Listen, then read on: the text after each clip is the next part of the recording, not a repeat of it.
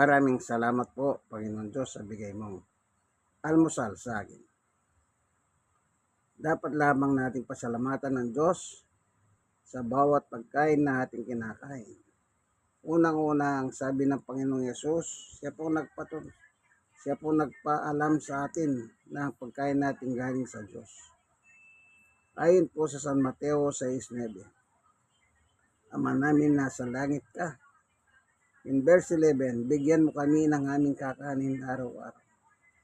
So, pinapabatid ng ating Panginoong Yesus na lahat ng kinakain ng tao sa buong mundo, ang Diyos na may gawa ng langit at lupa, siya pong pinagmulan nito. Amen. Ito po. May pasit po ako, may tinapay. Ang palaman po ay peanut butter. Ito. Mga binebentang homemade. At saka chocolate, gawa ng Energy Champion. Gawa ng senior citizen na po ako, stroke nurse at PWD.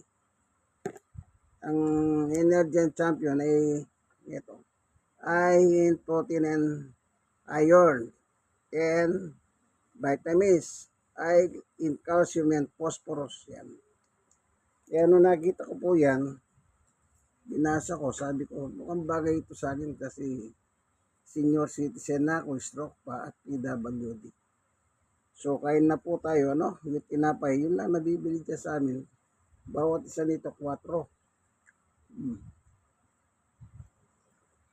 May peanut butter naman po. Binili si Sister Baby nung minsan sa palengke.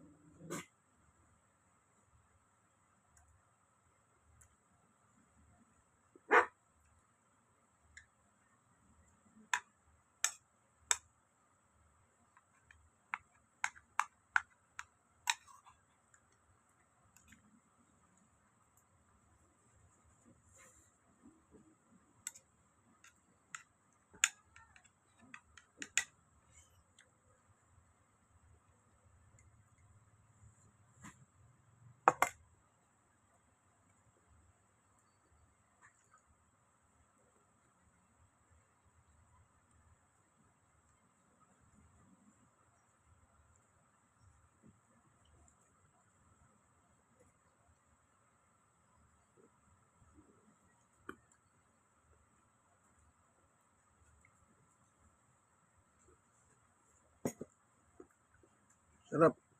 Thank you for watching. God bless us all po. Bye-bye.